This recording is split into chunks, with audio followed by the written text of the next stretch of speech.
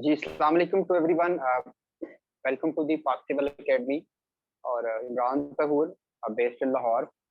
Short से introduction करवा दूं because this is the very routine part of the memory session. I am doing now right now doing PhD in international relations from University of the Punjab. Before that, completed my MPhil in the same department, the same discipline. Before that, completed 2 master's degree political science and defense and diplomacy and strategic studies from Punjab University. और इसके अलावा जो मेरी पहली government job थी Punjab urban department के अंदर 2008 से 2011 तक मैंने 3 साल काम किया ग्रेड 17 पे। और उसके बाद that was contract based job, job extension नहीं हुई। After that I join the Beaconhouse, वहाँ पे मैंने पढ़ाया। उसके साथ साथ पैरेलल मैंने अपनी एजुकेशन जो थी उसको कंटिन्यू रखा। 2016 में मैं CSS का जो कोचिंग है उसमें मैं एंटर हुआ और उसके बाद फिर पीछे मुड़ के नहीं देखा। तो इस वक्त ऑलमोस्ट लाहौर में सुबह से मेरी तकरीबन आज कहने के 10 बजे से मेरी क्लासेस थी और अभी मुझे सिर्फ 15 मिनट का ब्रेक मिला था जिसमें मैंने डिनर किया क्योंकि मैंने कमिटमेंट की थी आज की क्लास पढ़ानी है। वर्ल्ड टाइम्स के टॉपर्स आईसेप और इसी तरह जो है वो बहरिया अलमीन है, ESS यूनिवर्स है।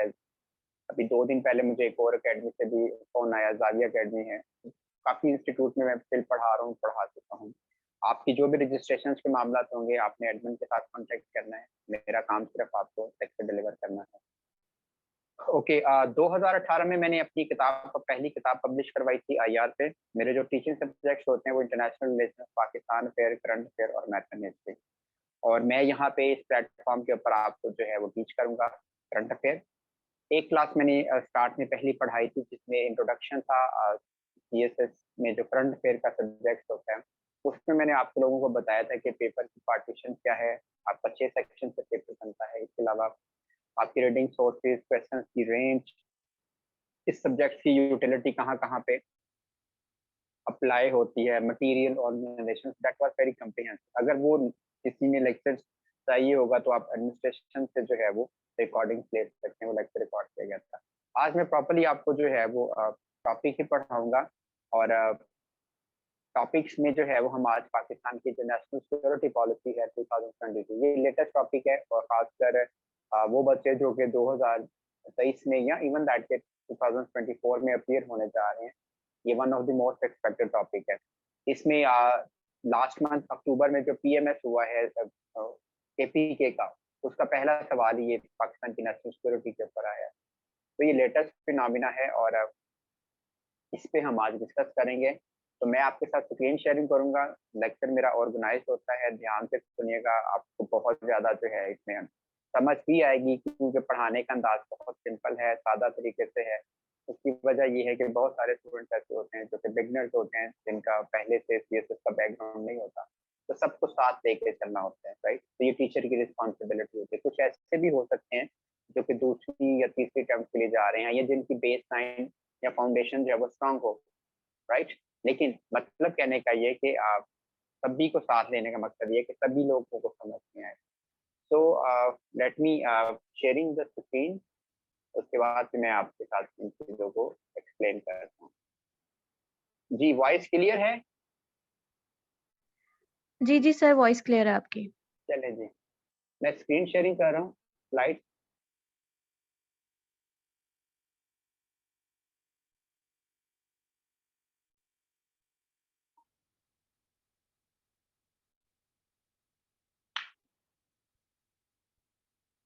जी बताइए, स्क्रीन शेयर हो गई है स्लाइड्स?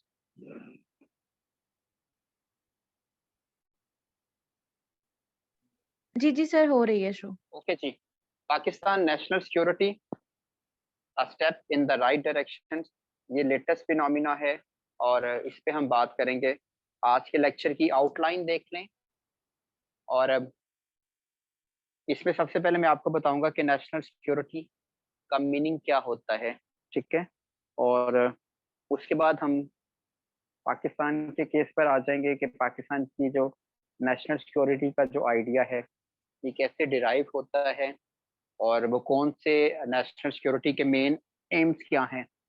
इसके अलावा हम उन फैक्टर्स की भी बात करेंगे जिसने पाकिस्तान की नेशनल सिक्योरिटी का जो पूरा प्लान है उसको फॉर्मुलेट करने में जो था वो प्रेशर बिल्ड किया.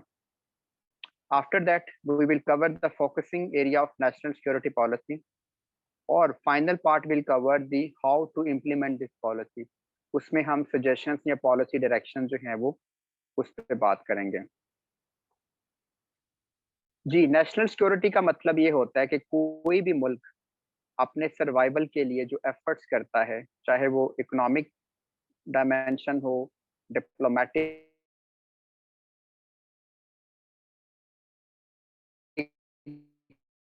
उन तमाम हवाले से जो है वो आपकी नेशनल सिक्योरिटी कहलाता है.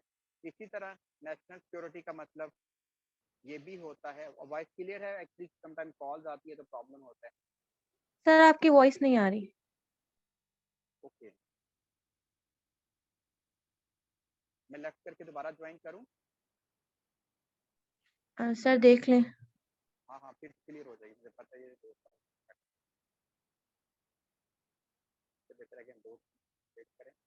मैं दोबारा ज्वाइन कर.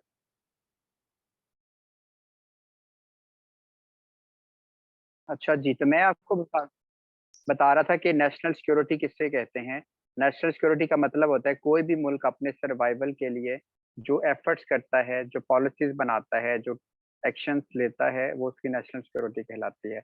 नेशनल सिक्योरिटी का मतलब ये भी होता है कि आप वक्त के साथ साथ अपने सर्वाइवल, अपनी सेल्फ इम्प्रूवमेंट्स और सेल्फ प्रोडक्शन के लिए क्या स्टेप्स लेते हैं.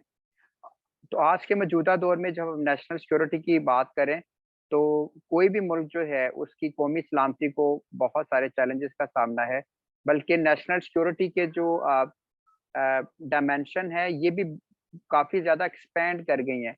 अब वो सिक्योरिटी नहीं होती कि सिर्फ बॉर्डर्स पे आप फोर्सेस को डिप्लॉय कर दें, ठीक है, या फिर अपना मिलिट्री बजट बढ़ा दें, या आप मॉडर्न वेपन्स एक्वायर कर लें. लेकिन अगर लाहौर में स्मोक है, इस वक्त नवंबर का महीना है, तो यहाँ पे इंसानी जो ज़िंदगियाँ हैं वो खतरे में हैं, ठीक है? तो ये भी स्टेट की ज़िम्मेदारी होगी कि जनाब के लोगों की जो लाइफ है उनको पॉल्यूशन से जो है वो कैसे बचाया जा सके. This is also the part of the national security. तो नेशनल सिक्योरिटी जो होती है वो बेसिकली 2 तरह की होती है. एक होती है ट्रेडिशनल सिक्योरिटी, मसलन आपका बॉर्डर है, आपकी क्या कहते हैं टेरिटोरियल इंटीग्रिटी है, आपने अपनी एयर, अपनी नेवल जो कोस्ट लाइन है, उसका दिफा करना है, राइट? लेकिन दूसरी तरह की जो सिक्योरिटी होती है उसको कहते हैं नॉन ट्रेडिशनल सिक्योरिटी, जो कि नॉन स्टेट एक्टर से जिससे आपको खतरा होता है. और उसमें अगर आप देखें तो फॉर एग्जांपल एनर्जी सिक्योरिटी है. अगर किसी मुल्क में पेट्रोलियम का बहरान पैदा होता है तो मुल्क जो होगा वो इंटरनल राइट्स में शिफ्ट हो सकता है. इन्वायरमेंटल सिक्योरिटी है. पैंडेमिक डिजीजेस जो होती हैं, कोरोना या इस तरह की जो बाकी बीमारियां हैं, उनसे मुल्क को कैसे महफूज रखना है. Cyber securities and other significant phenomena and emerging phenomena of the national security. आपने अपने मुल्क का जो डाटा है उसको कैसे महफूज रखना है ताकि हैकर्स उस पर अटैक ना करें. फिर आपकी फूड सिक्योरिटी आती है कि आपने अपने मुल्क में, देखिए ना, इस साल पाकिस्तान में जो फ्लड आया है उसके नतीजे में बहुत बड़ी तादाद में जो आपकी क्रॉप्स हैं वो डिस्ट्रॉय हुई हैं. तो अब गवर्नमेंट की मैनेजमेंट क्या होगी, किस तरीके से कि उन्होंने जो क्या कहते हैं फूड है यानी जो ग्रेन्स प्रोडक्शन होती है आपके मुल्क में उसको कैसे इंश्योर करना है, उसकी सप्लाई को कैसे इंश्योर करना है. फिर आपके इंसर्जेंट्स आ जाते हैं, आपके टेररिस्ट ऑर्गेनाइजेशंस हैं, वो भी आपके मुल्क के अंदर ऑपरेट करती हैं, जैसे टीटीपी है, इसी तरह लश्कर जंग भी है, ठीक है, सिपाही सहाबा है. इनसे कैसे महफूज रखना है. तो मतलब कहने का ये है कि सिक्योरिटी जो है उसके 2 एरियाज हैं, एक ट्रेडिशनल सिक्योरिटी है और दूसरी नॉन ट्रेडिशनल सिक्योरिटी. अगर आप मुझसे पूछें तो आज के मौजूदा दौर में जो स्टेट है उसको नॉन ट्रेडिशनल सिक्योरिटी से ज़्यादा खतरात हैं. अगर आपके मुल्क में पैंडेमिक डिजीज़ेज़ के ऊपर लोगों की वैक्सीनेशन आपने नहीं की तो इसका मतलब है कि आपकी पॉपुलेशन वल्नरेबल होगी for the spread of the any virus, अगर कोई बीमारी आपके मुल्क पे जो है वो अटैक करती है. सो मॉडर्न सिक्योरिटी का जो कॉन्सेप्ट है ये इमर्ज हुआ 17th सेंचुरी में. बरतानिया में जब सिविल वॉर स्टार्ट हुई उसके बाद स्टेट सिक्योरिटी का मजीद जो फिनोमिना या उसके अंदर कंट्रीब्यूशन है वो पीस ऑफ वेस्टफेलिया के बाद इस्टेब्लिश हुआ कि जब रियासत जो थी उसकी सॉवरेनिटी, उसकी टेरिटोरियल इंटेग्रिटी या फिर अगर हम कहें कि नेशन स्टेट का जो कॉन्सेप्ट इमर्ज हुआ, उसने किसी भी स्टेट की जो सिक्योरिटी है उसकी अहमियत को बढ़ाया। तो मॉडर्न जो सिक्योरिटी का कॉन्सेप्ट जो है वो इस वक्त हमें यूरोप से ही मिलता है। अच्छा, इसी तरह आज की मौजूदा वर्ल्ड के अंदर कोई भी दुनिया में जो मुल्क है वो तनहा नहीं सर्वाइव कर सकता। तो लिहाजा उसको अपनी बिजनेस के लिए, अपनी ट्रेड के लिए, अपनी क्या कहते हैं मिलिट्री वेपन्स की सप्लाई के लिए दूसरे कंट्रीज के ऊपर बेस करना पड़ता है। तो नेशनल सिक्योरिटी का मतलब ये है कि ये ब्रॉडर टर्म्स के अंदर भी आती है कि आपने दुनिया के साथ कैसे डील करना है, आपने अपनी फॉरेन पॉलिसी कैसे डिजाइन करनी है, आपने अलायंस पॉलिटिक्स को कैसे ऑब्जर्व करना है, इंटरनेशनल जो मिलिट्री और इकोनॉमिक मूव चल रही हैं उसके अकॉर्डिंगली आपने अपने नेशनल इंटरेस्ट को कैसे जो है अपनी फॉरेन पॉलिसी के अकॉर्डिंगली जो है वो उसको फॉर्मुलेट करना है। तो मतलब कहने का ये कि आज की ग्लोबलाइज्ड और सॉफ्ट बॉर्डर वर्ल्ड के अंदर सिक्योरिटी के मजीद नए एक्सपेक्ट्स जो हैं वो सामने आए हैं। अच्छा जी, अब हम आते हैं idea of national security policy of Pakistan. Pakistan ने नेशनल सिक्योरिटी पॉलिसी का एक पूरा डॉक्यूमेंट है जो कि आपको फेस सॉरी गूगल पे मिल जाएगा। ये 48 पेज का लेंथी डॉक्यूमेंट है जिसमें सारी डिटेल दी हुई है। लेकिन यहाँ पे हमने वो चीजें पढ़नी है जो कि एग्जामिनेशन पॉइंट ऑफ व्यू से इम्पोर्टेंट है, और उसके अकॉर्डिंगली ही आपका ये लेक्चर जो है वो प्लान किया गया है। अ, इसी साल अगर हम देखें ऑफिशियली जो था वो 14 जनवरी 2022 को पाकिस्तान के आर्मी चीफ, ठीक है, और इसी तरह अ, आपके ex prime minister Imran Khan और साथ में आपके नेशनल सिक्योरिटी के जो एडवाइजर थे मोईद यूसुफ, इन्होंने प्रेस कॉन्फ्रेंस की थी इस्लामाबाद के अंदर, और उसमें इन्होंने इस नेशनल सिक्योरिटी पॉलिसी का जो क्या कहते हैं पूरा एक प्लान जो था, एक स्ट्रक्चर जो था, उसको पब्लिकली अनाउंस किया था, राइट। तो इसका मतलब है कि ये लेटेस्ट फिनोमिना है। लेकिन ये जो मौजूदा गवर्नमेंट है इसने इसको फाइनलाइज किया, राइट। लेकिन इस पे जो काम स्टार्ट हुआ था वो नवाज शरीफ की गवर्नमेंट ने किया था 2014 के अंदर, यानी नेशनल सिक्योरिटी पॉलिसी का जो एक जामिया प्लान है उसको 2014 में स्टार्ट किया गया। और आप ये कह सकते हैं कि ये ऑलमोस्ट 7 इयर्स की एक टायरलेस स्ट्रगल के बाद, एफर्ट के बाद ये आपने अपनी नेशनल सिक्योरिटी पॉलिसी जो है वो डिजाइन की है। ये 7 साल की जो एफर्ट थी इसमें डिटेल कंसल्टेशन भी शामिल थी, यानी गवर्नमेंट ने मुख्तलिफ जो स्टेक होल्डर्स हैं, मुख्तलिफ जो इदारे हैं, उनको ये नेशनल पॉलिसी डिजाइन करने में जो था उनके साथ जो था वो क्या किया, इंटरेक्ट भी किया। उसमें आपकी सारी फेडरल मिनिस्ट्रीज और डिविजन्स आती हैं।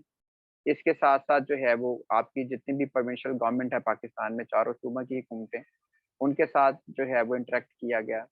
इसी तरह गिलगित बल्तिस्तान और आज़ाद और जम्मू एंड कश्मीर की जो गवर्नमेंट्स हैं, उनके साथ भी इंटरेक्शन हुआ। साथ में पाकिस्तान के जो रियासती इदारे हैं, यानी आपकी स्टेट इंस्टीट्यूशंस, मिलिट्री इंस्टीट्यूशन, जैसे आपकी आर्म फोर्सेस हैं, आपकी नेवी है, आपकी एयर फोर्स है।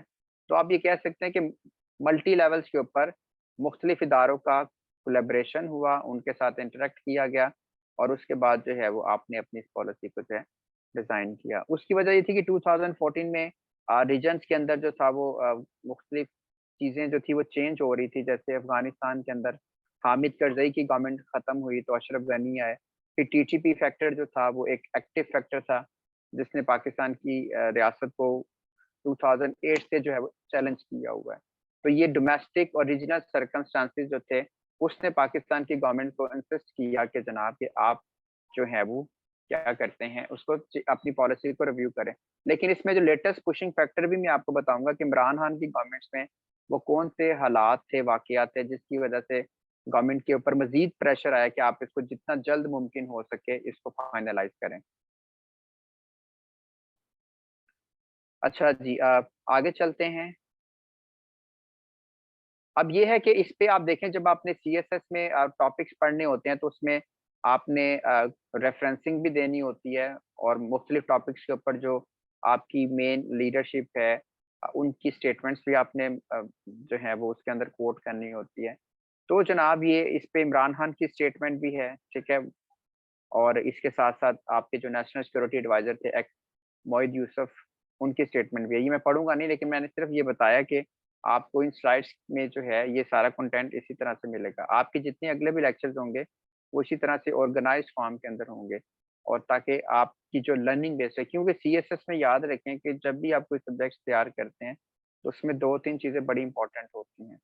एक तो ये होता है कि आप किससे पढ़ रहे हैं, ठीक है, किस फैकल्टी से पढ़ रहे हैं, किस इदारे से पढ़ रहे हैं, वो बहुत अहम होता है। अच्छा, दूसरा ये होता है कि जनाब कि आप का जो कंटेंट है वो किस लेवल का है। मैंने आपको पहली क्लास में बताया था कि करंट अफेयर वो सब्जेक्ट्स नहीं होता कि जिसमें आप उर्दू बाजार जाएं या एक दुकान से जाकर एक किताब खरीद लाएं और उसको पढ़ें और आप ये कहें कि मैं इस पेपर में अच्छे मार्क्स ले लूंगा, ये ले लूंगी। आप नहीं ले सकते, सवाल ही पैदा नहीं होता। मैं तकरीबन कोई 70 के करीब इस वक्त करंट अफेयर के सेशन पिछले 5-6 साल में पढ़ा चुका हूँ, और मेरा एक्सपीरियंस ये कहता है कि कंटेंट मल्टीपल डायमेंशंस में होता है, जो कि ज्यादातर आपको इंटरनेट के सोर्स से नहीं मिलता है। क्योंकि करंट अफेयर का मतलब ही होता है कि लेटेस्ट डाटा, लेटेस्ट इंफॉर्मेशन, जो कि किताब के अंदर नहीं होती, राइट। तो वो सोर्सेस मैंने सारे बता दिए थे। अगर आपने दोबारा से वो लेक्चर्स अगर आपने सुनना है तो वो आप एडमिन से रब्ता करके उसकी रिकॉर्डिंग ले सकते हैं। अच्छा, तो मैं ये साथ में बता रहा हूँ कि किस तरीके से जो है वो आपने कंटेंट बहुत मैटर करता है। यानी आपका 25% मेंटोरशिप है, 25% आपका कंटेंट होता है, और 50% सीएसएस में आपकी राइटिंग स्किल्स होती हैं। जो बच्चा 2 साल 4 साल सिर्फ लेक्चर लेता रहे, डाटा कलेक्ट करता रहे, लेकिन अगर वो टेस्ट एवेल्युएशन प्रोसेस से नहीं गुजरा, उसने अपनी जो है वो असाइनमेंट्स नहीं बनाई, ठीक है, उसने अपनी राइटिंग स्किल्स इंप्रूव नहीं की, तो वो कभी भी सीएसएस का एग्जाम पास नहीं कर सकता। अगर कर भी लेगा तो वो लो स्कोरिंग के अंदर होगा।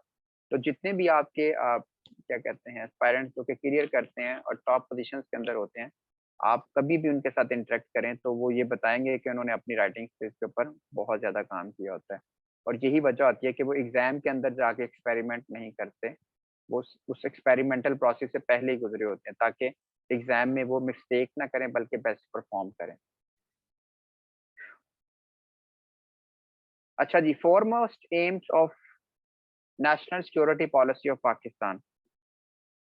ये जो पॉलिसी डिज़ाइन की गई है डिफरेंट मल्टी डायमेंशनल तरीके से, उसके जरा पॉइंट्स देख लें। Uplift safety, dignity and the prosperity of the citizen. यानी रियासत पाकिस्तान के जो शहरी हैं उनकी हिफाजत, उनकी रिस्पेक्ट और उनकी जो प्रॉस्पेरिटी है उसको इंश्योर करना है। यानी एक आम पाकिस्तानी जो है वो नेशनल सिक्योरिटी पॉलिसी का जो है वो एक मेन पॉइंट है, यानी सेंट्रल पार्ट है। कहा ये जा रहा है, लेकिन जब इसके रिजल्ट सामने आएंगे तो तभी हमें आइडिया हो कि एक आम आदमी जो है उसको वो कितना बेनिफिशियरी है। वॉइस क्लियर है मेरी? कोई इशू तो नहीं आ रहा? सर क्लियर है आपकी वॉइस। चलें, आगे है assessment of the national security.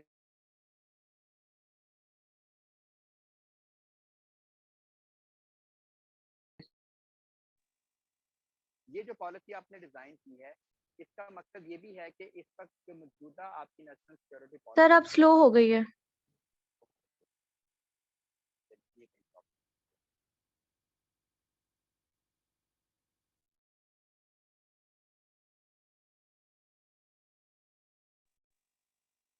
इंशाल्लाह। चलें, आप हम बात कर रहे थे कि पाकिस्तान की जो नेशनल सिक्योरिटी पॉलिसी अनाउंस की गई है उसके बेसिक जो एम्स हैं उस पे हम बात कर रहे थे। पहला मैंने आपको बताया कि पाकिस्तानी जो शहरी हैं उनकी सेफ्टी, उनकी डिग्निटी और उनकी प्रॉस्पेरिटी को अपलिफ्ट किया जाए। उसके बाद मैंने ये भी बताया कि जो एग्जिस्टिंग नेशनल सिक्योरिटी है, ठीक है, और इस वक्त जो हमारे नेशनल सिक्योरिटी के जो डिजायर्ड गोल्स हैं, ठीक है, उनको भी जो है वो प्रॉपर्ली। इसी तरह थर्ड वन ये है जनाब कि जो इस वक्त मुल्क में दहशतगर्दी और ऑर्गेनाइज्ड क्राइम्स के जो चैलेंजेस का सामना है, जिसमें टेररिज्म है, वायलेंट सब नेशनलिज्म है, एक्सट्रीमिज्म है, सेक्टेरियनिज्म है और ऑर्गेनाइज्ड क्राइम्स हैं, इनको कैसे हैंडल करना है, ठीक है, और इसको किस तरह से एग्जामिन करना है, ये सारा कुछ जो है वो इसका पार्ट है। अच्छा जी, इसी तरह आप बिल्ड पाकिस्तान सॉफ्ट इमेज, अब इसमें ये भी है कि पाकिस्तान का पूरी दुनिया में जो है वो एक सॉफ्ट इमेज बिल्ड किया जाए। उसकी वजह यह है कि नेशनल सिक्योरिटी का मतलब ये भी होता है कि आपका इकोनॉमिक सर्वाइवल। अगर मुल्क इकोनॉमिक तौर पर सर्वाइव नहीं करेगा, मुल्क में जो है वो इन्वेस्टमेंट नहीं आ रही, इसी तरह मुल्क की तिजारत में इजाफा नहीं हो रहा, ठीक है, तो इससे भी मुल्क की सलामती खतरे में पड़ती है। तो इसमें ये है कि पाकिस्तान का जो एक सॉफ्ट इमेज है पूरी दुनिया में, वो बिल्ड किया जाए, ठीक है। यानी पाकिस्तान एक ऐसा मुल्क है जहाँ पे इक्वलिटी, जस्टिस और टॉलरेंस जो है वो एग्जिस्ट करता है। तो दैट्स वाई अभी तो ये सारी चीजें आप कह रहे हैं, ठीक है, हम इस चीज से इनकार नहीं करते, लेकिन आगे चल के हम ये भी देखेंगे कि इसका क्रिटिकल एनालिसिस भी करेंगे कि हम इन तमाम पर्सपेक्टिव में कहाँ पे स्टैंड कहाँ पे करते हैं। अच्छा, नेशनल सिक्योरिटी पॉलिसी का एक मकसद ये भी है कि आपके जो हमसाए हैं, जैसे ईरान है, अफगानिस्तान, इंडिया, चाइना, उनके साथ अपने ताल्लुकात को मजीद बेहतर करें, ठीक है। यानी Pakistan should go for the effort for the regional connectivity, the shared prosperity and the mutual coexistence. यानी जितने भी हमारे अपने नेबर के साथ मसाइल हैं उनको बातचीत के जरिए से हल किया जाए, राइट। क्योंकि अगर खित्ते के अंदर डिस्टरबेंस होगी, क्या कहते हैं, कंट्रीज आपस में कॉन्फ्लिक्ट की तरफ जाएंगे, तो फिर कंट्रीज की जो सलामती है, चाहे पाकिस्तान है या बाकी कंट्रीज भी हैं, वो खतरे में पड़ेगी। इसी तरह नेशनल सिक्योरिटी पॉलिसी में ये भी चीज है कि economic security through the sustainable development, कि यानी पाकिस्तान जो है उसमें जो मुआशी तरक्की है वो बराबर की सतह पे होनी चाहिए। ये नहीं है कि रहीम यार खान में या मुजफ्फरगढ़ में लोगों के पास पीने का पानी नहीं है, वहाँ पे स्कूल्स, हॉस्पिटल्स नहीं है, वहाँ पे प्लान कारपेट रोड नहीं है, लेकिन अगर वही पर्सन रहीम यार खान से अगर लाहौर में आता है या सियालकोट में या इस्लामाबाद में जाता है, तो वो देखता है कि यहाँ पे तो सारी फैसिलिटीज हैं। इससे सेंस ऑफ डेप्रिवेशन पैदा होता है विद इन द मैसेज, और वो मुल्क की सालमियत के लिए इस वजह से खतरा होता है कि फिर रियासत के जो शहरी होते हैं वो मुल्क के साथ वफादार नहीं रहते हैं, ठीक है। तो ये इस चीज पे भी फोकस किया गया है कि आपने इकोनॉमिक डेवलपमेंट्स करना है और इसके साथ साथ improve improving the living standards of the common people, कि पाकिस्तान के जो आम शहरी हैं उनका म्यार जिंदगी भी जो है वो बेहतर करना है। इसी तरह इसका एक और भी एम्स है, identify the global economic and military moves. National security policy का एक मकसद ये भी है कि हमने बैनुल अक़वामी जो पॉलिटिक्स है, मिलिट्री अलायंस है, इकोनॉमिक जो मूव्स हैं, उनको भी ऑब्जर्व करने के बाद आपने अपने मुल्क की फॉरेन पॉलिसी को रीडिजाइन करना है, रीशेप करना है, ताकि आप अपनी मुल्क की सलामती को इन एक्सपेक्ट्स में किस तरह मैक्सिमम जो है वो बेहतर कर सकते हैं, ठीक है। मसलन आपने भी देखा ना, यूक्रेन वॉर हुई है इसी साल, तो पाकिस्तान की नेशनल सिक्योरिटी इस स्पेस के ऊपर भी डिपेंड करती है कि एक इंटरनेशनल इवेंट जो है अगर वो स्टार्ट हुआ है तो आपने किस तरीके से दोनों ब्लॉक्स के साथ अपने रिलेशंस को बैलेंस रखना है, यानी अमेरिकन ब्लॉक और रशियन ब्लॉक, और आपने जो है शो किया होगा, यानी आप किसी एक ब्लॉक के साथ नहीं है। तो this is a test of diplomacy, and Pakistan has get almost एक बैलेंस्ड आपने फॉरेन पॉलिसी जो है वो यूक्रेन वॉर के ऊपर ऑप्ट की, और इससे फिर ये हुआ कि आपको ज्यादा नुकसान अभी तक नहीं उठाना पड़ा। यानी अमेरिकन ने भी आपके साथ ताल्लुकात बहाल रखे हुए हैं, और इसी तरह रशिया के साथ भी आपके ताल्लुकात सही जा रहे हैं। अच्छा, ये जो है मैंने आपको बताए हैं एम्स। अच्छा, मैं ये बताऊंगा कि पाकिस्तान को वो कौन से फैक्टर्स हैं जिसने मजीद प्रेशराइज किया गवर्नमेंट को कि जनाब पिछले 7 साल से काम स्टार्ट हुआ है, तो आप जल्दी से इसको जो है वो कंप्लीट कर लें। सबसे पहला है जी इकोनॉमिक पैनिक। आपने देखा कि मुल्क के अंदर जो है वो एक तो महंगाई जो है उसमें तेजी से इजाफा हो रहा है, उसके साथ साथ तेल की कीमतों में इजाफा, बैरूनी कर्जा जात जो हैं उसमें इजाफा, ठीक है। इसके साथ साथ पाकिस्तान की जो इम्पोर्ट्स हैं, यानी जो चीजें बाहर से आप मंगवाते हैं, वो तेजी से बढ़ रही हैं। और इसके अलावा पाकिस्तान की जो करेंसी है, आपके जो फॉरेन रिजर्व हैं, यानी कौमी ज़खायर जो होते हैं, वो तेजी से कम हो रहे हैं। अब ये सारी चीजें आपकी इकोनॉमिक सिक्योरिटी के लिए खतरा है, मुल्क की सालमियत के लिए खतरा है। अगर मुल्क में एनर्जी प्राइसेस बढ़ती हैं तो इसका मतलब है कि मुल्क में इकोनॉमिक एक्टिविटीज सीज हो जाएंगी, लोग फैक्ट्रियां बंद होना शुरू हो जाएंगी, कॉस्ट ऑफ प्रोडक्शन बढ़ेगी। कॉस्ट ऑफ प्रोडक्शन, तो इससे क्या होगा, फैक्ट्रियां माल तैयार नहीं करेंगी। क्यों? उसकी वजह यह कि खरीदार इतनी महंगी कीमत पे नहीं खरीदेगा। इसी वजह से अगर आप इसको बाहर, अगर क्या कहते हैं, एक्सपोर्ट भी करते हैं तो आप इंटरनेशनल मार्केट के अंदर प्राइस compete नहीं कर सकेंगे। तो ये एनर्जी प्राइसेस, अब मतलब कहने का कि इकोनॉमिक जो डिस्टर्बेंस हमें नजर आ रही है उसकी वजह से आपने नेशनल सिक्योरिटी पॉलिसी को डिजाइन किया। इसके अलावा आईएमएफ फैक्टर है और फैटफ, ये भी हमारे लिए दर्द सर हैं। और इसमें देखें कि फैटफ से तो खैर हम बाहर निकल आए हैं, लेकिन जब ये पॉलिसी डिजाइन की गई उस वक्त पाकिस्तान फैटफ की ग्रे लिस्ट के अंदर ही था, और हम 2018 से जो फैटफ की ग्रे लिस्ट के अंदर हैं। और उसके नतीजे में पाकिस्तान पे जो है वो आप इंडिपेंडेंटली अपनी इकोनॉमिक एक्टिविटीज नहीं कर सकते जब आप ग्रे लिस्ट के अंदर होते हैं। इसके अलावा आईएमएफ के साथ जो इश्यूज हैं, तो ये भी पाकिस्तान को इस पॉलिसी को रिव्यू करने में। इसके अलावा मुल्क में जो लसानी और मजहबी अदम बर्दाश्त तेजी से बढ़ रही है, बरेलवी है, देवबंदी है, शिया है, और इसी तरह महाजिर, सिंधी, पश्तून, इनके दरमियान जो इनटॉलरेंस बढ़ी है, इससे भी नेशनल जो सिक्योरिटी है वो खतरे में आती है ना। जब ये ग्रुप आपस में क्या करेंगे, कोलाइड करेंगे, तो उससे फिर क्या होगा, मुल्क में इंटरनल सिक्योरिटी डिस्टर्ब होगी, दहशतगर्दी के वाकयात में इजाफा होगा। तो ये सारी चीजें पाकिस्तान के लिए अफोर्डेबल नहीं है। तो ये भी जो फैक्टर है उसने पाकिस्तान को ये पॉलिसी रैपिडली डिजाइन करने में जो था वो प्रेशराइज किया। इसी तरह अपसर्च, ब्लास्फेमिंग किलिंग्स, ये जो श्रीलंकन इंजीनियर का वाकया हुआ था पिछले साल, दैट वाज सरप्राइज, किस तरीके से मारा गया। और उसके नतीजे में फिर गवर्नमेंट ने देखा कि यार कि इससे गवर्नमेंट की रिट भी जो है वो चैलेंज होती है। तो ये भी फैक्टर जो था उसने भी ये काम करने पे आपको मजबूर किया पॉलिसी को डिजाइन करने में। इसके अलावा टीएलपी फैक्टर भी है कि जो तहरीके लब्बैक पाकिस्तान है उसने नंबर ऑफ टाइम सरेंडर किया, गवर्नमेंट के सामने धरने दिए, जलाओ घेराओ, लोगों की प्रॉपर्टी को जलाया। तो उसके नतीजे में गवर्नमेंट की चैलेंज है, रिट चैलेंज होती है। देखिए ना, रियासत की जिम्मेदारी होती है कि आम शहरी की जो जानो माल है उसका तहफ़्फ़ुज़ करना। तो अगर किसी रॉयट्स के नतीजे में किसी की गाड़ी जला दी गई है, ठीक है, या किसी की दुकान को जला दिया गया है, या किसी की जान चली गई है, तो इसका मतलब है कि मुल्क की सलामती खतरे में। टीएलपी फैक्टर ने भी इमरान खान की गवर्नमेंट्स को जो था वो उस पे दबाव डाला कि जनाब आपकी पॉलिसी जो है वो फाइनलाइज करें।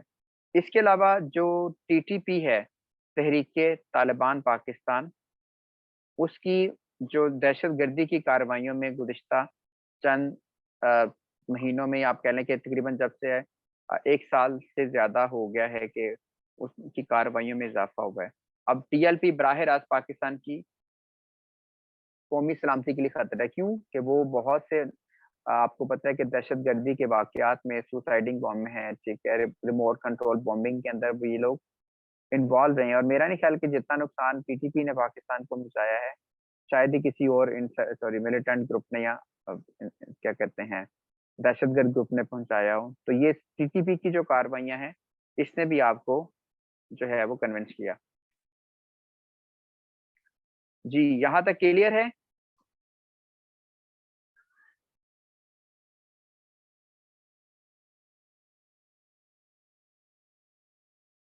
जी, वॉइस क्लियर है?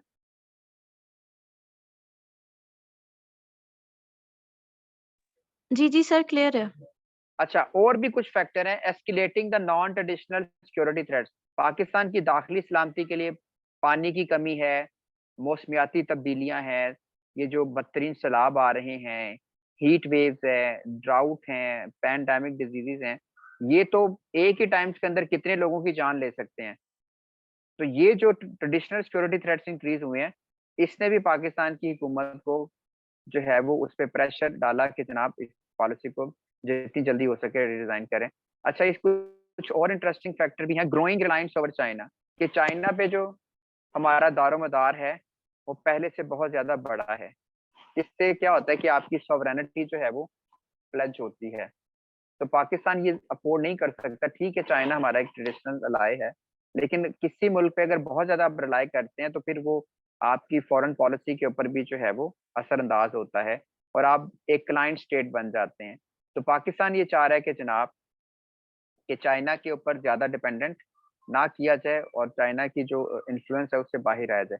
वो सेल्फ रिलायंस ही होगा ना कि जब आप अपनी चीजों को बेहतर करेंगे, अपनी इकोनॉमी को बेहतर करेंगे, तो चाइना पे जो आपकी डिपेंडेंसी है वो कम होगी। तो यही पाकिस्तान की नेशनल सिक्योरिटी पॉलिसी है कि आप किसी मुल्क के ऊपर जो है वो ओवर रिलायंस नहीं कर सकते। उसकी वजह से पाकिस्तान जो है अपनी आजाद खारजा पॉलिसी जो है वो नहीं बना सकेगा। ओके, इसी तरह dropping support of the traditional allies. गुज़िश्ता चंद सालों में हमने देखा कि जो आपके बहुत करीबी दोस्त ममालिक हैं, उन्होंने भी पाकिस्तान को सपोर्ट करना बंद किया, जिसमें सऊदी अरेबिया है, यूएई है, और इनका टिल्ट जो था वो इंडिया की तरफ ज्यादा होना शुरू हुआ। तो अब अगर आपसे आपको वो मुआशी सपोर्ट करते हैं, ठीक है, आपको मार्केट एक्सेस देते हैं, तो अगर उनकी सपोर्ट कम होती है तो जनाब फिर आपने कैसे, किस तरीके से आपने फिर उसका अल्टरनेटिव क्या होना चाहिए, तो ये भी फैक्टर है। इसके अलावा आपके खित्ते में जो डिस्टर्बिंग नेबर्स हैं, ईरान पे पाबंदियां लगी हुई हैं, ईरान से आप आज़ादाना तिजारत नहीं कर सकते, गैस पाइपलाइन का जो मंसूबा है वो ताखीर का शिकार है। इसी तरह अफगानिस्तान के हालात बेहतर नहीं हैं और इंडिया ऑलवेज पाकिस्तान के लिए ऑलरेडी प्रॉब्लम क्रिएट किए हैं। तो खित्ते की दाखिली जो सूरत हाल है, अदम इस्तेहकाम, इससे पाकिस्तान की सलामती भी तो खतरे में पड़ेगी ना। अब आपके ड्यूरल लाइन का बॉर्डर सिक्योर नहीं है तो जनाब इसका मतलब है कि वहां से दहशतगर्द मूव करेंगे और वो पाकिस्तान में आकर दहशतगर्दी की कार्रवाई में इजाफा करेंगे। या फिर अफगानिस्तान के हालात अगर ज्यादा खराब होंगे तो वहां से रेफ्यूजिस का इनफ्लो होगा और वो पाकिस्तान में आएंगे, तो उससे पाकिस्तान की मौशियत पे मजीद दबाव बढ़ेगा। तो ये तमाम सर्कमस्टेंसेस जो हैं, जो आपके नेबर्स जो हैं वो डिस्टर्बिंग नेबर्स, ठीक है, ये फैक्टर भी जो है पाकिस्तान की जो पॉलिसी है उसको क्या कहते हैं, फॉर्मुलेट करने में उसने अहम किरदार अदा किया है।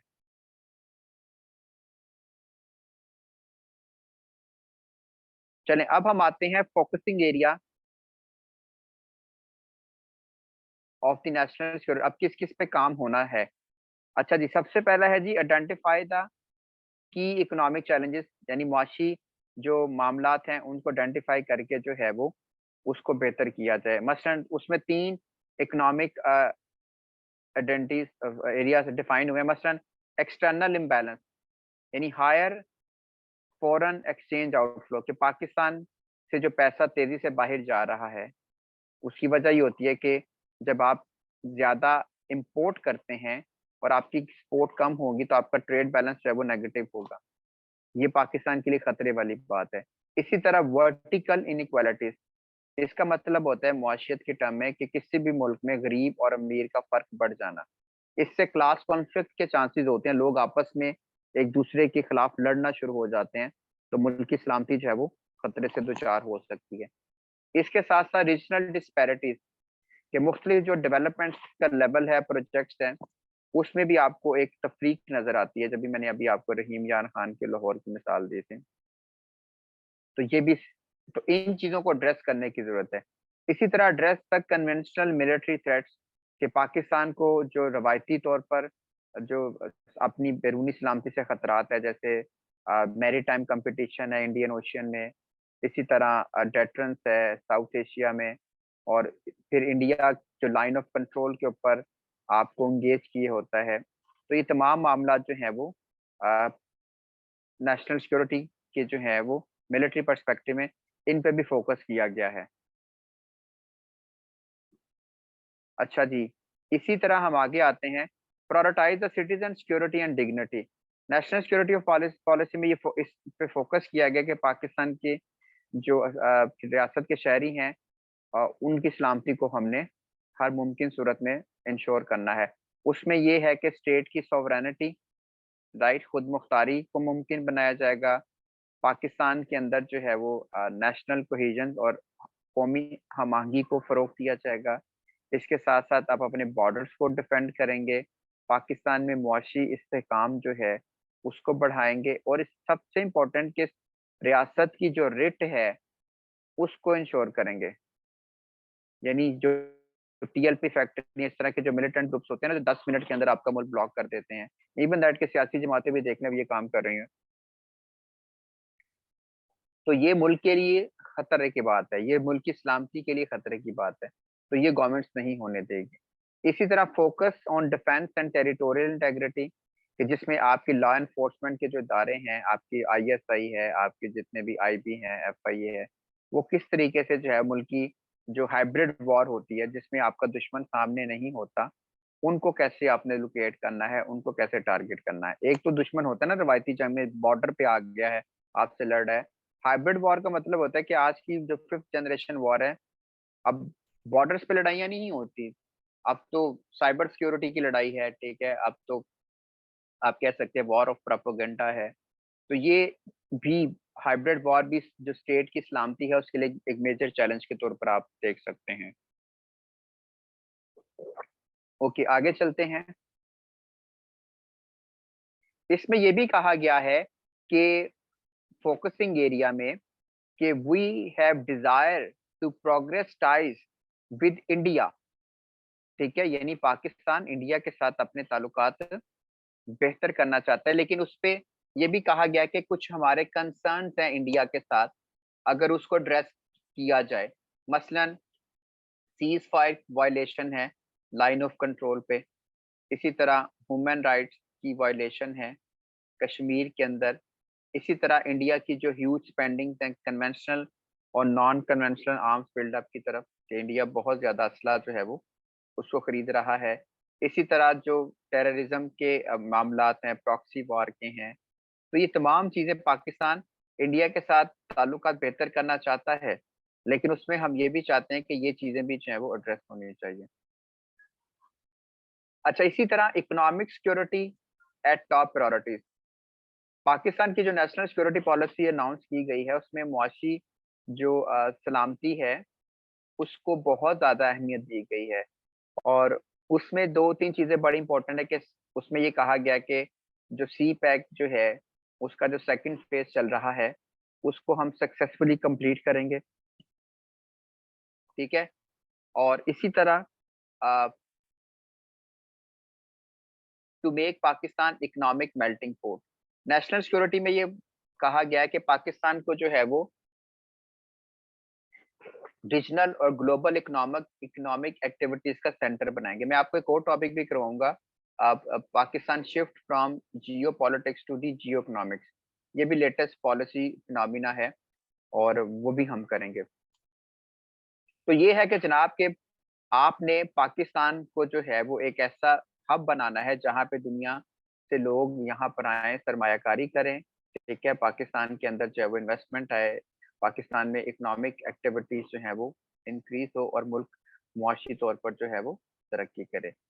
इसके अलावा fulfil health, water, climate and gender security, इसमें यह भी कहा गया कि पाकिस्तान में पानी जो है उसकी फराहमी को मुमकिन बनाया जाएगा, मौसमियाती तब्दीलियों को हैंडल किया जाएगा। इसके अलावा जेंडर सिक्योरिटी जो है उसको इंश्योर किया जाएगा। अभी ये देखे ना, जो गवर्नमेंट ने जो भी रिसेंटली ट्रांसजेंडर का बिल पास किया है, कहा यही जाता है कि ये नेशनल सिक्योरिटी का, ये जो पॉइंट्स मैं आपको बता रहा हूँ ना, जेंडर सिक्योरिटी के जो आपकी क्या कहते हैं ट्रांसजेंडर्स हैं, उनके राइट्स को भी गवर्नमेंट्स ने जो है वो प्रोटेक्ट करने के लिए एक बिल पास किया है, जिसपे काफी कंट्रोवर्शियल डिबेट भी है, लेकिन मतलब कहने का ये है ये उसका एक मेन पार्ट है। अच्छा जी, इसी तरह नेशनल सिक्योरिटी का एक और फोकसिंग एरिया ये भी है कि पाकिस्तान अपनी एनर्जी की ज़रूरियात को पूरा करने के लिए जितनी जल्दी मुमकिन हो सकेगा तापी और आईपी जो प्रोजेक्ट है, गैस पाइपलाइन, तापी का जो प्रोजेक्ट है वो ताजिकिस्तान, सॉरी, तुर्कमानिस्तान, अफगानिस्तान, पाकिस्तान और इंडिया, इन 4 कंट्रीज के ऊपर ये गैस का मंसूबा है, जो कि पाइपलाइन जो है वो तुर्कमानिस्तान से आएगी और अफगानिस्तान पाकिस्तान से होती हुई वो इंडिया तक जाएगी। आईपी पाइपलाइन जो है वो ईरान पाकिस्तान, अब देखें ना, पाकिस्तान में मैंने अभी आपको स्टार्ट में बताया था कि जो एनर्जी सिक्योरिटी होती है ये किसी भी मुल्क की नेशनल सिक्योरिटी के साथ बराह रास्त लिंक करती है। अगर मुल्क में गैस तेल की किल्लत पैदा हो जाएगी तो पूरे मुल्क का निज़ाम जो है वो फ्रीज हो जाएगा और मुल्क जो है वो हंगामी सूरत हाल की तरफ भी जा सकता है। तो पाकिस्तान में एनर्जी शॉर्टेजेस तो है, अब देखें गैस की जो कमी है ये हर साल कॉम्प्लिकेटेड और सीवियर होती जा रही है। तो रियासत ये कह रही है कि हम ये मंसूबे जो हैं हम जितनी जल्दी मुमकिन हो सके इसको कंप्लीट करें ताकि मुल्क में जो गैस की ज़रूरियात हैं उसको आसानी से पूरा किया जा सके। अच्छा, इसी तरह इसका एक फोकसिंग एरिया ये भी है कि पाकिस्तान की जो लोकेशन है, जहाँ पे हम लोकेट करते हैं, अपनी जो सरज़मीन है उसको मुआशी सरगर्मियों के लिए इस्तेमाल किया जाए। यानी आप ट्रेड कनेक्टिविटी की तरफ जाएँ, आप सी पैक के अंदर जो हैं बाकी जो कंट्रीज़ हैं उनको उसका पार्ट बनाएँ, आप सेंट्रल एशिया तक जो है वो रोड और रेलवे कनेक्टिविटी का जो लेवल है वो उसको करें। आप ईसीयू का जो प्लेटफ़ॉर्म है पाकिस्तान, तुर्की, सेंट्रल एशिया और इवन दैट ईरान, उसको एक्सपेंड करें। तो मतलब कहने का ये है कि आपकी सरज़मीन जो है वो पॉलिटिकल एस्पेक्ट्स के लिए इस्तेमाल नहीं होनी चाहिए। जैसे वार ऑन टेरर में आप पाकिस्तान की सरजमीन को इस्तेमाल किया गया और पाकिस्तान को नुकसान हुआ।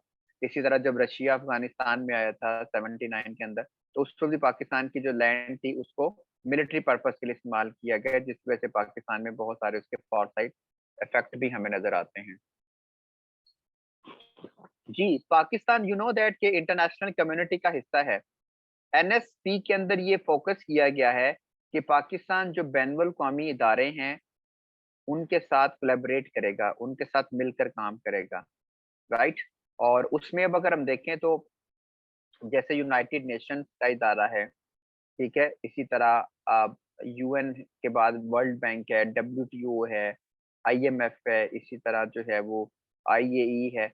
तो ये मकसद ये है कि जो ग्लोबल साउथ है, जो कि ज़्यादा लेस डेवलप है, उनके राइट्स के लिए भी जो है वो पाकिस्तान अपनी वॉइस को रेज़ करे। तो एक ये भी फोकसिंग एरिया है। इसके अलावा effort for global piece and harmony, national security policy के अंदर ये इस चीज पे फोकस किया गया कि पाकिस्तान जो है वो बैनुल-अक़वामी अमन, सलामती और जो बैनुल-अक़वामी हम आहंगी है, उसके लिए भी एफर्ट करेगा। उसमें भी आपके क्या चीजें इंपॉर्टेंट हैं? मसलन आप ग्लोबल जस्टिस के लिए एफर्ट करेंगे, आप इस्लामोफोबिया के खिलाफ जो है वो उसको खत्म करने के लिए अपना किरदार अदा करेंगे। इसी तरह आप ज़ीनोफोबिया जो है पूरी दुनिया में ज़ीनोफोबिया होता है कि किसी स्ट्रेंजर्स के खिलाफ नफ़रत होना, ठीक है? किसी आउटसाइड द रेस के खिलाफ जो है वो हेटेड होना, ये भी दुनिया में बड़ा कॉमन फिनोमेना है। And the final is that upgrade the public health system, इसमें कमिटमेंट की गई है कि पाकिस्तान की जो गवर्नमेंट है, वो पाकिस्तान का जो हेल्थ का निज़ाम है, उसको बेहतर करेगी। उसकी वजह ये कि जब शहरी बीमार होते हैं और उनको ये अब फैसिलिटीज़ नहीं मिलती, तो उससे मज़ीद उनकी क्या कहते हैं अ, हेल्थ कंडीशन अगर खराब होगी, तो एक हेल्थी पॉपुलेशन जो होती है, ये मुल्क को सँभालती है। वो मुल्क की स्ट्रेंथ होती है। अगर बीमार कौम होगी, तो मुल्क की मामलात भी नहीं चला सकेगी। और एक शख्स बीमार होने का मतलब एक शख्स बीमार नहीं होता, उसका मतलब होता है कि पूरी फैमिली डिस्टर्ब हो जाती है। तो ये वजह है कि पाकिस्तान की गवर्नमेंट ने कहा है कि हेल्थ सिस्टम को अपग्रेड किया जाएगा, खासकर जो आपके रूरल एरियाज़ हैं। देखा ना गुजरावाला में किसी को कार्डियक मसल होता है तो उसको कहा जाता है कि उसको फौरन लाहौर ले जाएँ। या कसूर में अगर किसी का एक्सीडेंट होता, अल्लाह ना करे, तो डॉक्टर क्या कहते हैं हॉस्पिटल वाले कि इसको लाहौर ले जाएँ। तो ये जो लाहौर या बड़े शहर में ले जाने वाला फिनोमेना है, इसको खत्म होना चाहिए। यानी आपके डिस्ट्रिक्ट लेवल्स के ऊपर आपको सेहत की बेस्ट फैसिलिटीज़ जो हैं वो आपको मिलनी चाहिए। तो ये गवर्नमेंट्स का जो है इस पे फोकस है। अच्छा, अब इसमें जो सवाल वो आपको देगा ना, वो ज़्यादा आपसे पूछ लेगा एम्स, फोकसिंग एरिया और इसी तरह पॉलिसी डायरेक्शन कि इसको इम्प्लीमेंट करने में क्या आप सजेशंस प्रोवाइड करेंगे? क्योंकि इसमें बहुत सारी जो है ना वो ख़याली बातें भी हैं, ठीक है? वो बहुत ज़्यादा ड्रीमी हैं। तो किसी चीज़ को रियलिटी में देखना समथिंग डिफरेंट होता है और उसको आइडियलाइज़ करना वो समथिंग डिफरेंट होता है। तो चीज़ें आइडियलिज़्म के ऊपर नहीं चलती, वो हकीकत पर मबनी होती हैं। अब हम देखेंगे कि इस पे कैसे चीज़ों को इसको अगर इम्प्लीमेंट करना है तो फिर क्या होना चाहिए? पहला है इंक्लूसिविटी। इसका मतलब ये होता है कि अगर कोई गवर्नमेंट कोई पॉलिसी अनाउंस करती है तो उसमें सोसाइटी के डिफरेंट सेक्शंस जो होते हैं ना, उनकी इक्वल पार्टिसिपेशन लाजमी होती है। अगर आप लोगों को या पब्लिक को स्टेट सिटीजन कनेक्शन की तरफ नहीं लेके जाएंगे, तो इसका मतलब है कि आप इसमें जितने भी प्रोजेक्ट्स लॉन्च करेंगे उसको आप मुकम्मल कामयाब तरीके से उसको ट्रेन नहीं कर पाएंगे। तो लिहाजा इसमें गवर्नमेंट के इंस्टीट्यूशंस, प्राइवेट एंटरप्राइजेस और आपकी जो सिविल सोसाइटी होगी, नेशनल सिक्योरिटी पॉलिसी के जो आपके अल्टीमेट गोल्स हैं उनको अटेन करने के लिए उनका एक अहम रोल जो है वो लाजमी होगा। दूसरी जो पॉलिसी डायरेक्शन है that is the introspection. Introspection का मतलब होता है कि successful policy requires introspection mean to reexamining the existing approaches. कि सिर्फ ये नहीं है कि आपने नेशनल पॉलिसी डिजाइन कर दिया है, उसमें ये कहीं ज्यादा जरूरी है कि इस वक्त जो प्रेजेंट सिचुएशन है आपकी नेशनल सिक्योरिटी की उसको जरा पहले री एग्जामिन कर लें, ठीक है। और उसके साथ साथ फिर ये होगा कि पाकिस्तान इस तरीके से जो है आप अपने जो नेशनल सिक्योरिटी के जो मामला है उसको ज्यादा डीपली अंडरस्टैंड करेंगे और उसके मुताबिक जो है वो फिर आप अपनी पॉलिसी जो है क्या कहते हैं जो एक्शंस आप लेने जा रहे हैं वो फिर उसके अकॉर्डिंगली होंगे।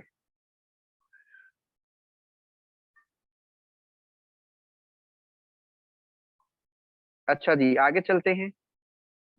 लास्ट में हम क्वेश्चन आंसर का सेशन कर लेंगे। Policy consistence.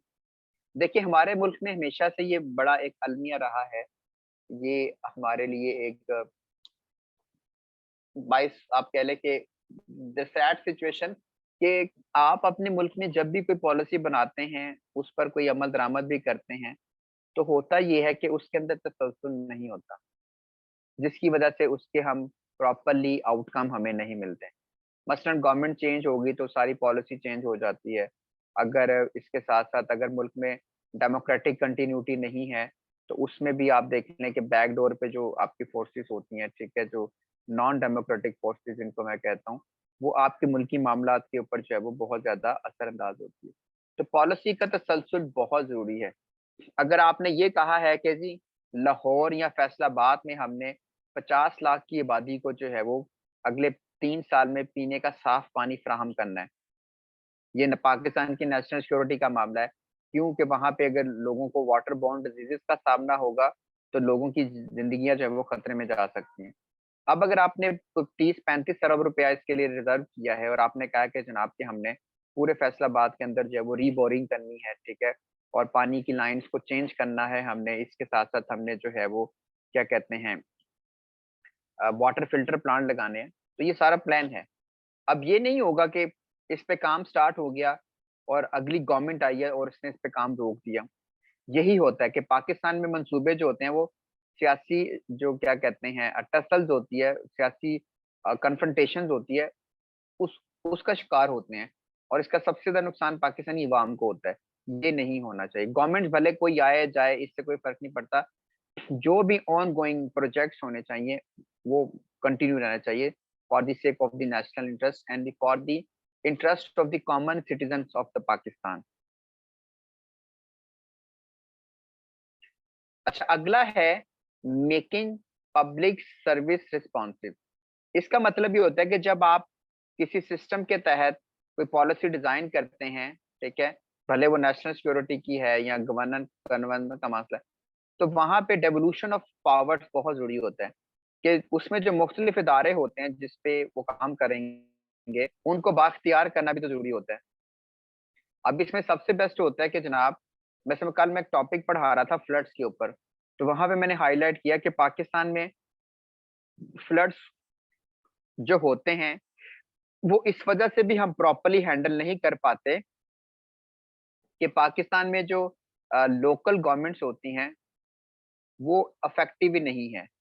और आपको पता है दुनिया में जो नेशनल डिजास्टर्स मैनेजमेंट में जो सबसे पहला रेस्क्यू क्या कहते हैं एक्टिविटीज होती हैं वो लोकल गवर्नमेंट्स करती हैं, चाहे बरतानिया है चाहे यूएस के अंदर है। तो हमारे मुल्क में तो आज तक जो है वो मुकामी जो हुकूमतें हैं उनको एम्पावर ही नहीं किया गया। अब आप देखें कि अगर आपने लोकल बॉडीज का मतलब ये होता है ना कि आप जो क्या कहते हैं पब्लिक नुमाइंदे होते हैं, आप उनको इख्तियारात देते हैं, उनको पैसा देते हैं, उनको डिसीजन मेकिंग की पावर देते हैं और वो अपने इलाकों के लिए मंसूबे तैयार करते हैं।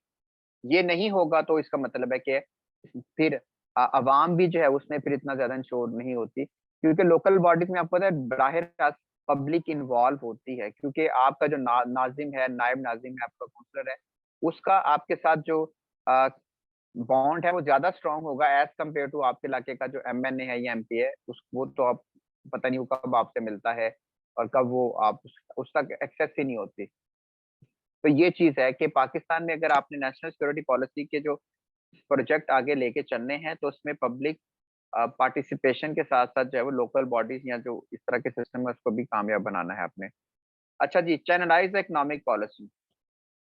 जब हम ये कहते हैं कि पाकिस्तान मुआशी तौर पर इम्प्रूव होना चाहता है, आप अपनी इकोनॉमी को अपलिफ्ट करना चाहते हैं, तो भाई इसके लिए जरूरी है कि आप अपनी जो एग्जिस्टिंग इकोनॉमिक पॉलिसी हैं उसको भी जरा रिव्यू कर लें। आप देखें कि इस वक्त मुल्क में अपर मिडिल क्लास की इनकम क्या है, लोअर मिडिल क्लास कहाँ पे स्टैंड करती हैं, आपके मुल्क में प्रोडक्शन कितनी हो रही है, इन्वेस्टमेंट कहाँ से आ रही है, आपके मुल्क में सेविंग्स कितनी है। तो ये सारी चीजें रिव्यू करने के बाद आप आइडेंटिफाई करें कि सोसाइटी के जो वल्नरेबल सेक्शन जो हैं वो कौन से हैं जहाँ पे ज्यादा काम करने की जरूरत है। तो जब ये चीजें आप करेंगे, पॉलिसी को चैनलाइज करेंगे, तो फिर आप कह सकते हैं कि आप इसके जो टारगेट गोल्स हैं उसको अटेन करेंगे। जी, इसी तरह परवेट इमर्जिंग टेक्नोलॉजी। दुनिया में आप देखें जब गवर्नमेंट पॉलिसीज बनाती हैं तो उसमें ये जरूर होता है कि लेटेस्ट टेक्नोलॉजी को इस्तेमाल किया जाता है। ठीक है, इंजीनियरिंग एस्पेक्ट्स हैं, स्मार्ट टेक्नोलॉजी है, इसी तरह डिफरेंट एप्स हैं। आप देखें कि अब इतनी ज़्यादा चीज़ें एडवांस लेवल पे चली गई हैं कि आप ऑनलाइन चीज़ें बहुत सारी बेहतर तरीके से जो है वो कर सकते हैं। तो आपने जब भी नेशनल सिक्योरिटी पॉलिसीज़ के प्रोग्राम्स, प्रोजेक्ट्स बनाने हैं या जो अभी ऑन गोइंग चल रहे हैं, उसमें टेक्नोलॉजी का इस्तेमाल जो है वो मैक्सिमम होना चाहिए। जी, इसी तरह refining cyber security and space based technology. आपकी साइबर सिक्योरिटी भी बेहतर होने की ज़रूरत है। आपकी सर्वेलेंस कैपेसिटी, आपका डाटा सिक्योरिटी सिस्टम ये अपग्रेड करने की ज़रूरत है ताकि पाकिस्तान को अगर यहाँ से कोई खतरा है, तो इस एंड से जो है चीज़ों को सही अंदाज में आप आगे ले जा सकें।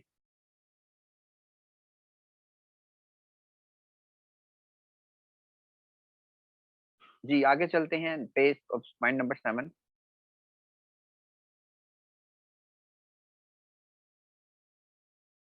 Okay, next one is that modernisation and optimisation of the military capabilities.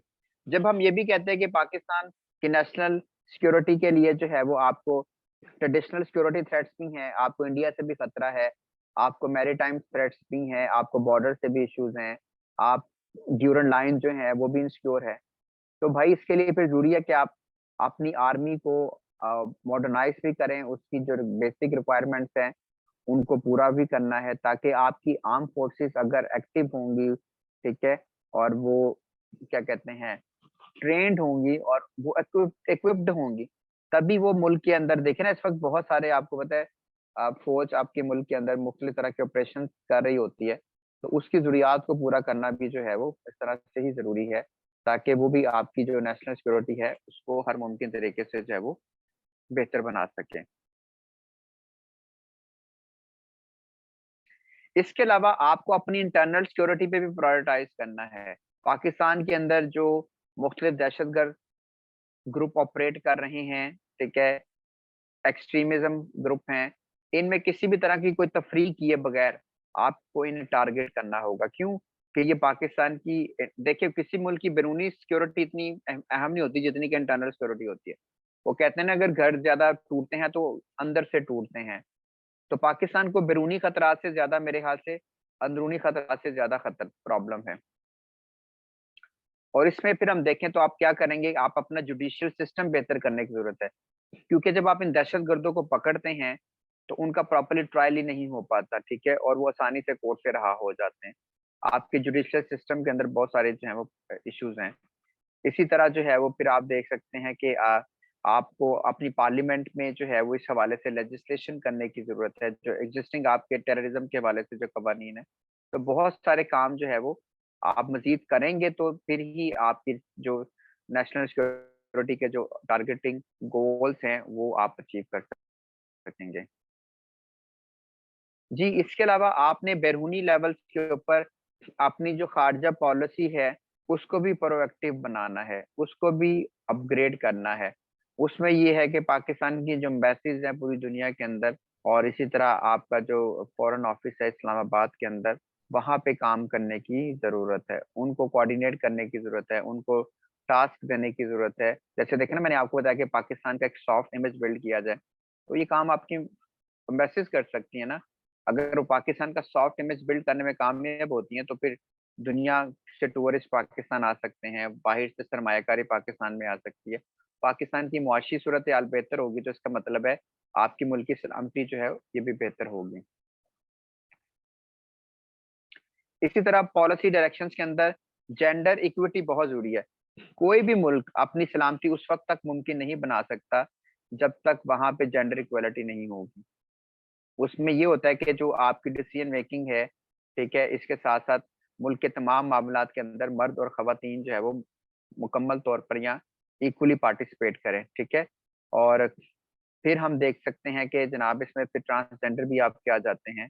Domestic violence को खत्म करना होगा, और खवातीन जो है उनको मुल्क की तरक्की के अंदर जो है वो आपको साथ लेके चलना होगा। जैसे आप देखें कि पाकिस्तान में मैं पढ़ रहा था कि 57 लाख जो खवातीन है, ये बेनजीर इनकम सपोर्ट प्रोग्राम से पैसे लेती हैं। और बांग्लादेश में तकरीबन 30 लाख खवातीन जो है वो टेक्सटाइल इंडस्ट्री का हिस्सा हैं। अभी जो 57 लाख आपसे हर महीने महाना लेती हैं, ये अनप्रोडक्टिव इकोनॉमी है। इससे बेहतर होगा कि आप उनको कोई स्किल सिखा के जो है मुल्क की तरक्की के अंदर उनको हिस्सेदार बनाएं। जैसे अभी बांग्लादेश की मैं मिसाल दे रहा हूँ, तो वहां पे 30 लाख खवातीन जो है वो बांग्लादेश की एक्सपोर्ट को $39 बिलियन तक ले गई हैं। पिछले साल बांग्लादेश की जो टेक्सटाइल की एक्सपोर्ट है वो $39 अरब की थी, पाकिस्तान की $14 अरब की। ये भी हैरानकुन बात है कि पाकिस्तान दुनिया में कपास पैदा करने वाला 5वां बड़ा मुल्क है, और बांग्लादेश का नंबर इसमें 41 आता है। यानी उस मुल्क के पास कॉटन नहीं है, लेकिन वो कॉटन बाहर से इंपोर्ट करते हैं और उसको फिनिश गुड्स के अंदर लाकर उस कपड़े को बाहर बेचते हैं, और उसमें उनकी खवातीन भी उतना ही कंट्रीब्यूट कर रही हैं जितने कि उनके मर्द कर रहे हैं। तो ये होता है नेशंस की प्रायोरिटीज में कितना डिफरेंस होता है। कोई कौम जिसकी जिस तरह से प्रायोरिटीज होती है, उसकी नेशनल प्रोग्रेस का आउटकम भी आपको उसी तरीके से ही नजर आता है। अच्छा जी, इसी तरह आगे चलते हैं जी। नेशनल सिक्योरिटी पॉलिसी के गोल्स को अचीव करने के लिए जनाब अपनी आबादी को भी कंट्रोल करना होगा। अब देखें, आबादी हमेशा आपके जो भी गोल्स हैं, आपके प्रोग्राम्स होते हैं, उसके लिए बराह रास्त खतरा होती है। तो अगर अगर आबादी को कंट्रोल नहीं करेंगे जनाब, तो ये सूरत हाल होगी कि आप जिस एंड पे भी जाके काम करेंगे उसका कोई भी रिजल्ट आपको नहीं मिलेगा। पॉपुलेशन मैनेजमेंट है, अर्बन प्लानिंग है, ये फंडामेंटल पार्ट है इस वक्त पाकिस्तान के लिए, ठीक है। तो ये जब तक नहीं होगा, और फिर आपने स्किल्ड पॉपुलेशन की तरफ भी जाना है कि आपकी जो आबादियां हैं उनको कुछ हुनर सिखाएं, ठीक है, ताकि वो मुल्क की तरक्की के अंदर जो है वो अहम किरदार अदा करे। आप उनको एंटरप्रेन्योरशिप की तरफ लेके जाएं, उनको बिजनेस स्किल सिखाएं, ठीक है, और उनको इंटरनेशनल मार्केट के साथ जो है वो लिंक करें। तो पॉपुलेशन को जो है वो प्रोडक्टिव पॉपुलेशन बनाएं। अब है तो उसको रिवर्स तो नहीं कर सकते, लेकिन जो है जनाब उससे अच्छा काम लेना चाहिए।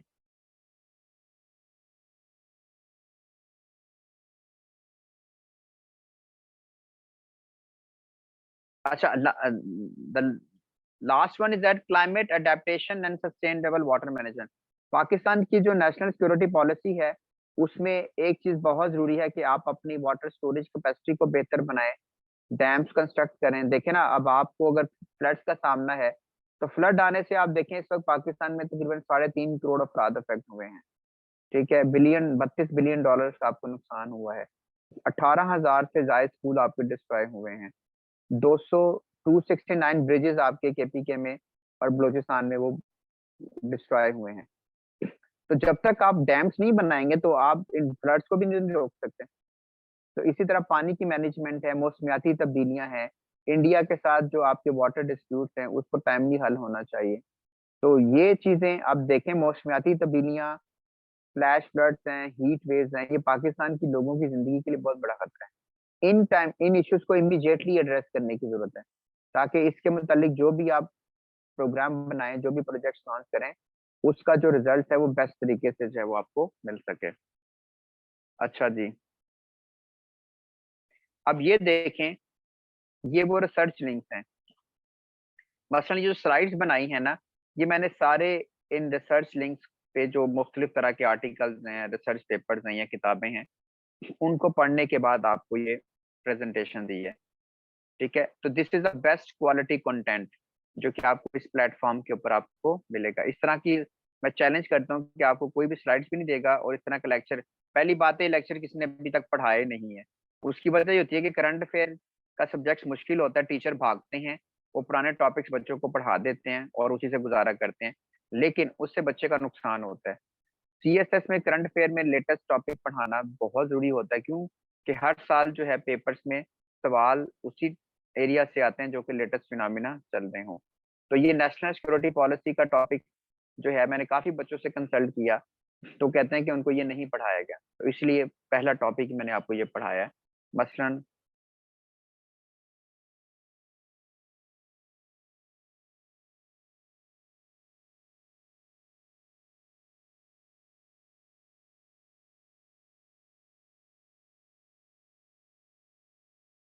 अब ये देखिए, मैंने आपके सामने एक आर्टिकल खोला, ठीक है, ये Pakistan national security policy opportunity and contradiction, ये किसी वेस्टर्न राइटर्स का है, ये काशोन लीजा है, ये उन्होंने लिखा।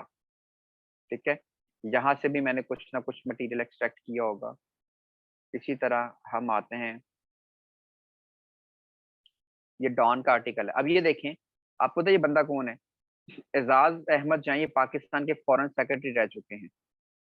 अब इनका आर्टिकल भी मैंने पढ़ा, ठीक है, और उसमें से भी अब इस तरह के जो कंटेंट होते हैं, जो इस तरह के लिखने वाले लोग होते हैं, ये बेस्ट वे से लिखते हैं, और इस तरह ही डिमांड, एफपीएससी की भी यही डिमांड होती है कि आप इसी तरह का हाई स्टैंडर्ड कंटेंट जो है वो पेपर के अंदर लिखें।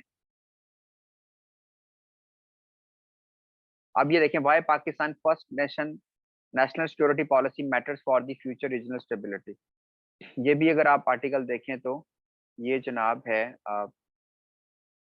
इस वक्त शायद एंड पे हो उनका नाम,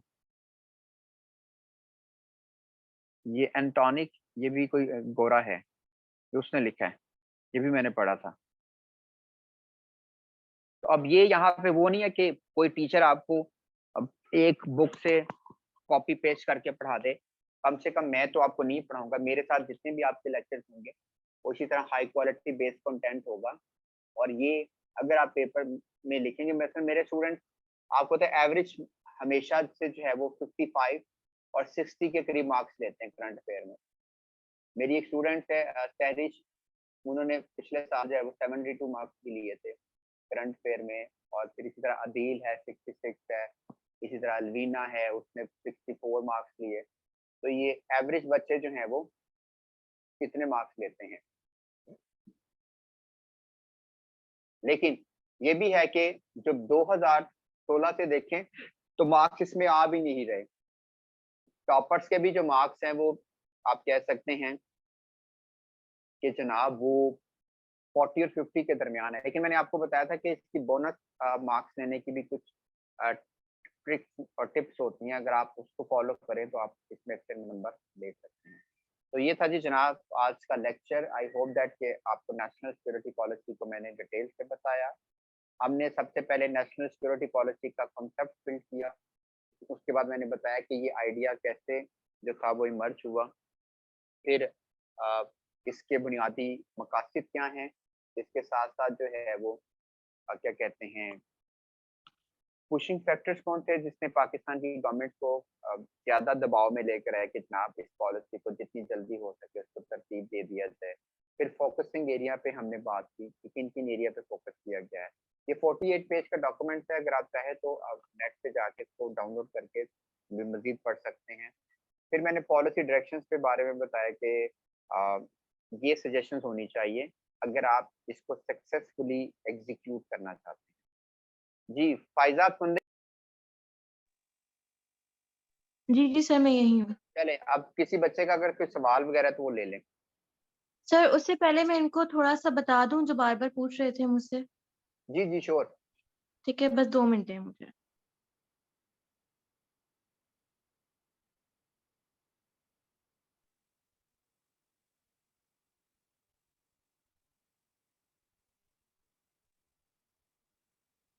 अच्छा जी स्टूडेंट्स, जो आप मुझसे पूछ रहे थे इस बैच की डिटेल्स, ठीक है? ये 2.5 मंथ का आपका बैच है, जिसमें आपको जो है करंट अफेयर्स जो सर आज सर ने पढ़ाया है, सर इमरान ज़हूर पढ़ाएँगे।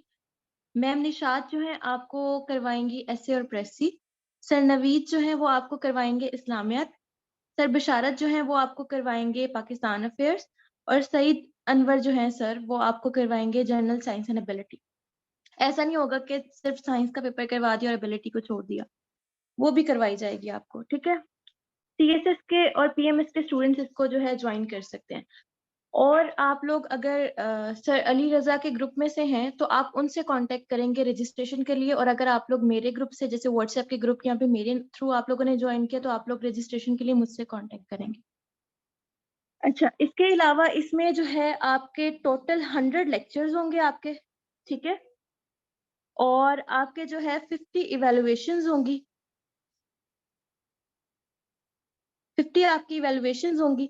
इसके साथ-साथ आपको टीचर्स के हैंड रिटन नोट्स दिए जाएँगे, प्लस आपको स्लाइड्स दी जाएँगी।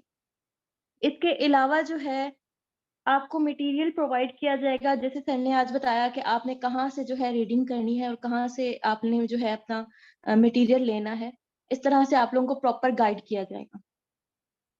ठीक है? इस तरह से वीकली आप लोगों को जो है आपका टाइम टेबल मिल जाया करेगा कि कितने लेक्चर्स आपके वीक में होने हैं, किस टाइम होने हैं, सब कुछ। अच्छा, जो आपका डेली का टेस्ट होगा ना, वो इस तरह से होगा कि आप लोगों को क्वेश्चंस दे दिए जाएँगे जो रजिस्टर्ड स्टूडेंट्स होंगे, ठीक है? जो बच्चे रजिस्ट्रेशन करवा लेंगे, उनको डेली क्वेश्चंस दिए जाएँगे बना के। उन लोगों ने क्या करना होगा जी, पहले अपना उन्होंने नेम ऐड करना है, फिर रोल नंबर उनको अलॉट किया जाएगा, वो रोल नंबर ऐड करेंगे। फिर टाइम वो वाला ऐड करेंगे, जब वो अपना टेस्ट लिखने बैठे हैं, टाइम नोट करेंगे और जिस टाइम पे उनका टेस्ट जो है कंप्लीट हुआ है, वो ड्यूरेशन वो यहाँ पे जो है लिखेंगे। ये लिखवाने का मकसद ये है कि जब आप लोग हमारा सेशन एंड होगा, कंपल्सरी सब्जेक्ट्स का जो हमारा सेशन है, ये जब एंड होगा और जब आप अपने फर्स्ट डे का टेस्ट देखेंगे और लास्ट डे का टेस्ट देखेंगे, आप इतने ट्रेन हो चुके होंगे इंशाल्लाह कि आप अपना खुद ही फील करेंगे कि आपने किस टाइम से आप किस टाइम तक आए हैं, ठीक है? यहाँ पे जो है आप अपना अकेडमी का नेम लिखेंगे और यहाँ पे जो है आप अपना क्वेश्चन नंबर 1 लिख के जो है इसको स्टार्ट कर देंगे। इस तरह से जिसका डेली टेस्ट आएगा उसी का डेली टेस्ट चेक होगा, जो रजिस्टर्ड स्टूडेंट्स होंगे। उसके अलावा अगर किसी ने यहाँ से शुरू कर दिया जी, क्वेश्चन भी नहीं लिखा, यहाँ से लिखना शुरू कर दिया और आधा उसका जो है वर्ड ऊपर जा रहा है, आधा नीचे, वो खराब सारा हो रहा है, ना उसने जो है लाइन्स लगाई हैं, ना उसने उसको अच्छे से प्रेज़ेंट किया है, तो उसका चेक नहीं होगा टेस्ट। ये पहले बताया जा रहा है आप लोगों को, ठीक है? तो इस टोटल जो सेशन है जिसमें आपके जो है 100 लेक्चर्स हैं, 50 इवैल्यूएशंस हैं, हैंड रिटन नोट्स हैं, स्लाइड्स हैं, आपको गाइड किया जाएगा, बिल्कुल आपको जिस तरह जैसे एक छोटे बच्चे को लेके चला जाता है, उस तरह से लेके चला जाएगा। इसकी कंप्लीट सेशन की जो फी है वो 22,000 है, ठीक है? जिन स्टूडेंट्स ने रजिस्ट्रेशन करवानी है वो मुझे कॉन्टैक्ट कर लें और फी सबमिट करवा के मुझे स्क्रीनशॉट सेंड करें या सर अली रज़ा को अपनी जो है फी सबमिट करवा के स्क्रीनशॉट सेंड करें, तो मैं उनको जो है ग्रुप में ऐड कर दूँगी। कल से जो आप लोगों के लेक्चर्स होंगे वो ओपन नहीं होंगे। कल से जो लेक्चर्स होंगे वो टाइम टेबल के अकॉर्डिंग ही होंगे और सारे रजिस्टर्ड स्टूडेंट्स ही उसको जॉइन कर सकते हैं। ठीक है? और मेरा नहीं ख्याल कि आप लोगों ने जितनी भी फिर वही बात आ जाती है, फिर लोग कहेंगे जी आप क्यों कर रही हैं? खैर मैं नाम नहीं लेती किसी का। तो कोई जो है ना इस तरह से इतना सब कुछ इतनी मिनिमम सी अमाउंट में जो है ना आप लोगों को नहीं दे रहा। क्योंकि हम लोग बिज़नेस नहीं कर रहे यहाँ पे, हम लोग आप लोगों के लिए आए हैं। जितना आप लोगों ने देख लिया है, खैर छोड़ें, ठीक है? बाकी सर फिर आप देख लें, इनके क्वेश्चंस ले लें। मैं फिर इमोशनल हो जाऊँगी। नहीं, नहीं, इमोशनल नहीं होना। मतलब कहने का कि मैं फ़ाइज़ा के साथ काफ़ी टाइम से काम कर रहा हूँ। शी इज़ वेरी प्रोफेशनल और मैं ऐसे इदारों के साथ ही काम करता हूँ जो प्रोफेशनल होते हैं। और एक तो ये कि फ़ीस थोड़ी रिज़नेबल है। इधर कभी वर्ल्ड टाइम्स में आकर जॉइन करें, लाहौर में रहते हैं। में आए तो 1-1 लाख रुपए तक उनकी फीस है, वो अफोर्डेबल नहीं होता, ठीक है। इसी तरह फिर अगर आप ऑनलाइन, आपको पता है एजुकेशन एक मैसिव रेवोल्यूशन है। पाकिस्तान में बहुत सारे जो सीएसएस पेरेंट्स हैं, ये उनके लिए एक बहुत बड़ी अपॉर्चुनिटी है। घर बैठ के आपको इतनी कम अमाउंट में जो है वो आपके ट्रांसपोर्टेशन कॉस्ट नहीं होता, आपका टाइम वेस्ट नहीं होता। 3 घंटे के अंदर आप जो है वो पाकिस्तान के किसी भी हिस्से में आप बैठ के पढ़ सकते हैं। मसलन अगर एक बच्चा लाहौर आता है, हॉस्टलाइज होता है, तो मैं उसको बता देता हूँ कि उसको 25,000 उसका महीना होगा, खाना पीना उसकी रहाइश कम से कम। फिर वो महीने में 25-30,000 उसकी फीस देता है। एक सेशन 4 माह का होता है जिसमें तकरीबन 1 लाख रुपया एवरेज लाहौर में एकेडमी है वो 70-80,000 से कम नहीं लेते, ठीक है। और फिर उसके आने जाने की ट्रैवलिंग कॉस्ट होती है कि जहाँ से हॉस्टल से वो ट्रैवल करके एकेडमी में। अब देखिए कितना हेक्टिक है। मैं कहता हूँ ये जो कोरोना है ना, ये पाकिस्तान के लिए एक बहुत बड़ी एजुकेशन सेक्टर में बहुत बड़ी ब्लेसिंग है। और मैंने बाकी जितने भी लोग हैं जो कि ज्यादा इस चीज पे फोकस नहीं करते कि यार फिर पैसे कमाने हैं, बहुत सारे जो पाकिस्तान में ऐसे इलाके हैं जहाँ से बच्चे कभी सोच भी नहीं सकते थे कि वो सीएसएस की तैयारी करेंगे। मैं आपको फिंगर टिप्स पे बता सकता हूँ, आपके रूरल सिंध के स्टूडेंट्स हैं, इसी तरह आपके फाटा रीजन से मेरे स्टूडेंट्स हैं, इसी तरह बहुत सारी जो हैं वो क्या कहते हैं बलोचिस्तान। तो ये आप लोगों के लिए एक बेस्ट अपॉर्चुनिटी है, तो इसको आप जरूर अवेल करें, ठीक है। और आपको आज के लेक्चर से भी आइडिया हो गया होगा। मैं आपके साथ शर्त लगाता हूँ कि आपको अगर कोई ऐसा किसी ने मटेरियल या किसी स्लाइड्स में या इस तरह से पढ़ाया होगा, तो हम जो है वो आपको फ्री ऑफ कॉस्ट पढ़ा देंगे, ठीक है। तो ये प्रोफेशनल इदारा है और मैक्सिमम आप इसको ज्वाइन करें और इंशाल्लाह ताला आपको ये पे बैक भी करेगा। जी, इसके अलावा अगर आपको कोई और सवाल है लेक्चर के वाले तो आप पूछें ताकि फिर हम लेक्चर को वाइंड अप करें। जी, any question regarding the national security of Pakistan? जी, अपना नाम तो यार सही लिखो, अननोन का क्या मतलब है समझो, अभी एबीआई लिखा हुआ है। एटलीस्ट अपना जो होती है ना ऑनलाइन एजुकेशन की भी एथिक्स होती है, तो उसको भी पूरा किया जाता है। आपको कोई सवाल है जनाब? इनका माइक अनम्यूट करें। अननोन कौन है? सर अस्सलाम वालेकुम। वालेकुम सलाम। Your name?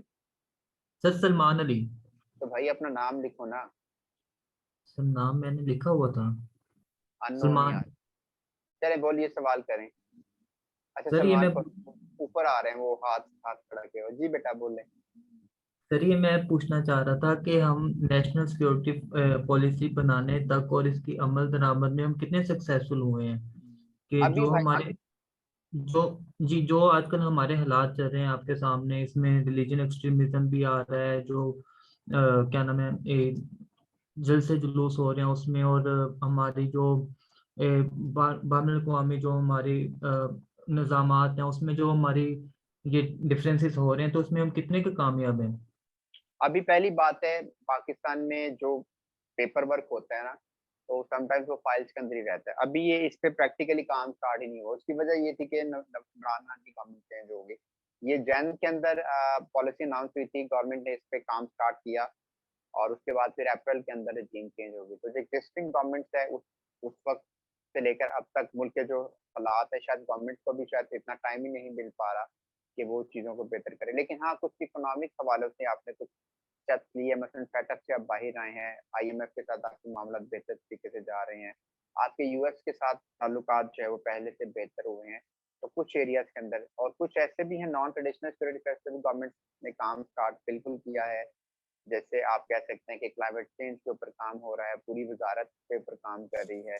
इसी तरह पाकिस्तान में जो क्या कहते हैं एनवायरमेंटल पोल्यूशन है, उसको भी कंट्रोल करने के लिए प्रॉपर्ली काम हो रहा है। जैसे लाहौर में अगर हम देखें तो इस साल जो है वो क्या कहते हैं लेटेस्टली पॉलिसी अनाउंसमेंट हुई है कि स्मोक को कैसे हैंडल किया जाना है, इंस्पेक्शन को बढ़ा दिया गया है।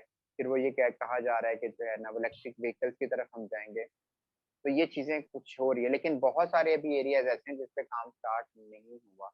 तो वो उस वक्त होगा कि जब मुल्क में दाखिली इस्तेहकाम होगा। इस वक्त मुल्क के अंदर आप देखेंगे सिचुएशंस है, तो उसमें गवर्नमेंट भी क्या करेगी कि वो बाकी मामला को देखेगी, क्योंकि ये टाइम टेकिंग है। इस पे वाजिया तौर पर आपको मजीद आगे प्रोजेक्ट्स लॉन्च करने के लिए बड़े पैमाने पे पैसा भी चाहिए, आपको गवर्नमेंट की तवज्जो भी चाहिए। अभी आप कह लें कि आपको 5 से 10% इस पे काम हुआ है, बाकी अभी काम होने वाला है। सर ये 2014 से ये आप कह रहे थे कि प्रोजेक्ट नून लीग की हुकूमत में इसके ऊपर वर्क होना स्टार्ट हुआ था।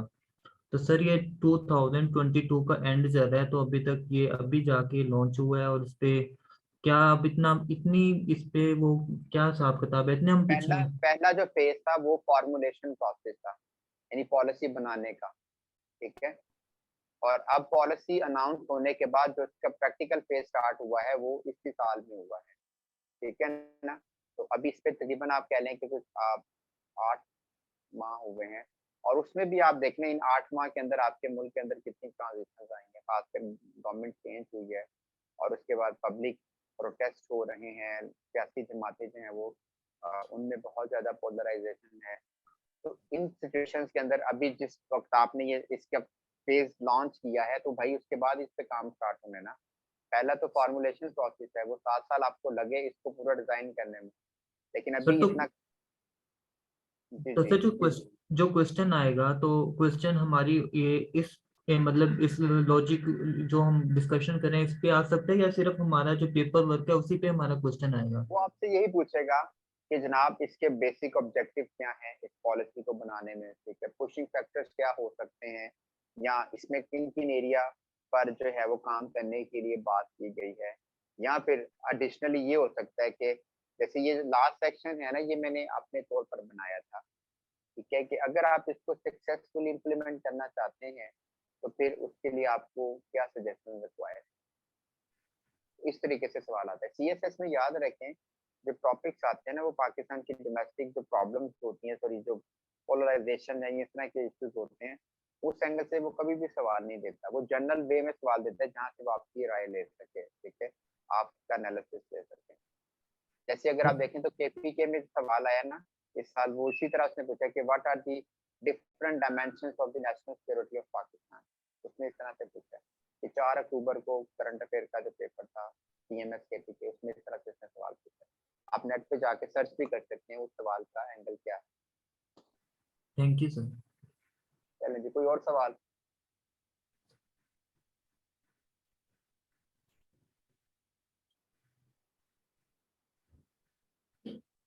Mister Aqib, have you question? आपने हाथ खड़ा किया हुआ है। हेलो अस्सलाम वालेकुम सर। वालेकुम सलाम जी। सर योर मेरा नेम? सर रिजवान अली मेरा नाम है। तो भाई यहाँ पे यू कॉम आ रहा है। हाँ सर मैंने तो नाम लिखा था सर। वो ये मेरा एक सवाल है कि यूएसए ने भी अभी नेशनल सिक्योरिटी पॉलिसी बनाई है ना अपनी, किसने? तो यूएसए ने सर नेशनल डिफेंस पॉलिसी उसने भी बनाई है ना अभी। अच्छा, तो सर मैं कह रहा हूँ कि ये कंपेयर और कॉन्ट्रास्ट में ये सवाल आएगा सर करंट अफेयर्स में या आईआर में सर? कभी भी नहीं आएगा, क्योंकि हम्म, यूएस की डोमेस्टिक पॉलिटिक्स का पाकिस्तान अफेयर्स या करंट अफेयर के साथ कोई लेना देना नहीं। ठीक है सर। जी, कोई और सवाल? ठीक है फाइजा, मैं यहाँ पे क्विट करता हूँ क्योंकि अब गेट टायर्ड, मेरी सुबह भी क्लासेस हैं। जी आज जी मेरा ठीक है sir, thank you so much. Thank you जी, टेक केयर, अल्लाह हाफिज़।